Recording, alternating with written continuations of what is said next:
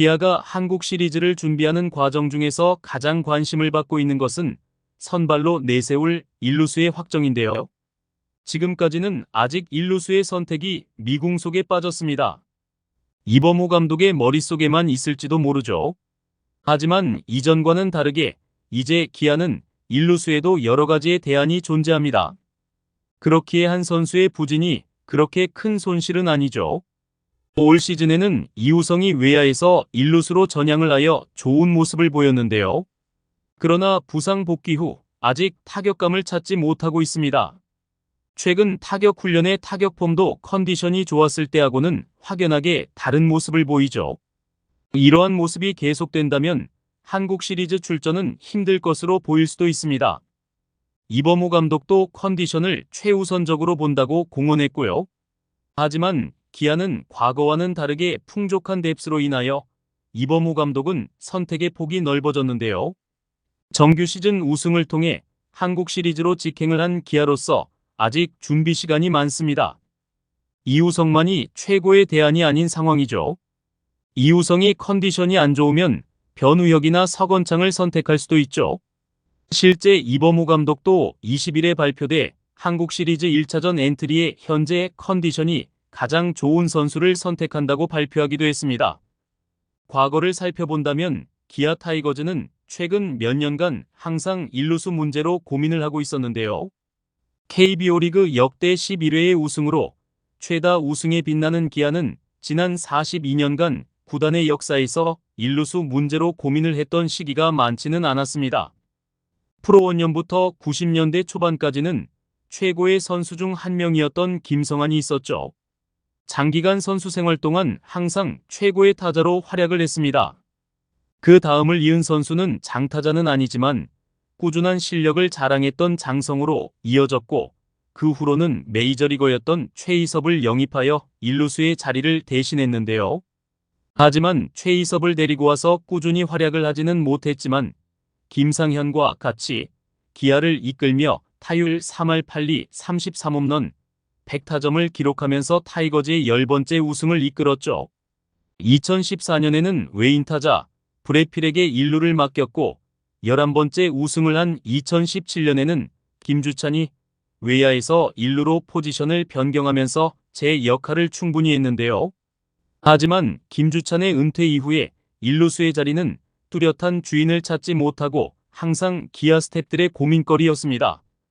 특히 작년 2023 시즌에는 확실히 일루를 지킬 자원이 없었죠.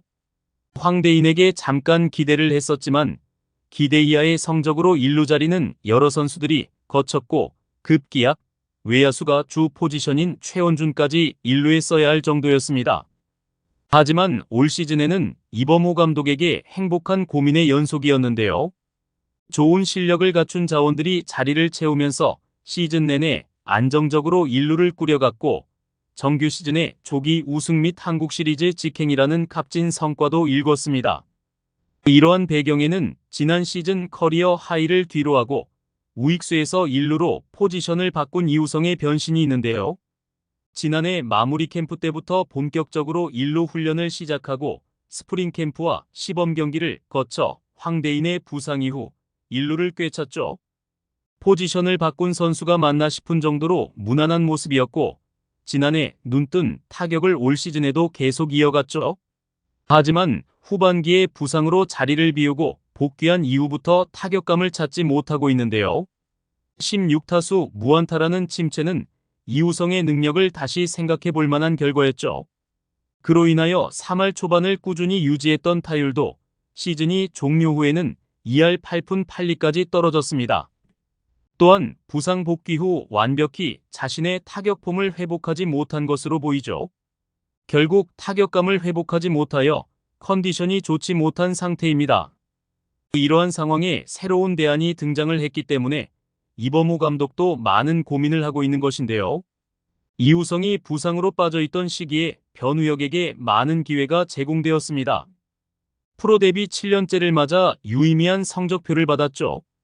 처음으로 3할 타율을 넘었고 69경기에 출전을 하여 3할살이 5홈런 21타점을 기록했고 처음으로 OPS도 0.839를 기록했습니다.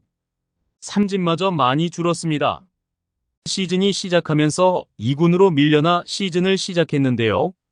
퓨처스리그에서 폭발을 하여 30경기에서 3할 6푼 3리 7홈런, 30타점 OPS 1.088로 활약했죠. 작년의 2할 초반 타율과 비교하면 비약적인 발전을 예고한 상태였습니다. 또한 일루수로 안정된 포구 능력도 박수를 받고 있는데요. 이범호 감독에게는 행복한 고민이겠지만 선택의 기로에 있습니다. 또한 서건창도 충분히 일루에 투입할 수 있는 자원인데요. 서건창도 올 시즌에 이전 기량을 찾으며 부활의 날개짓을 하고 있죠.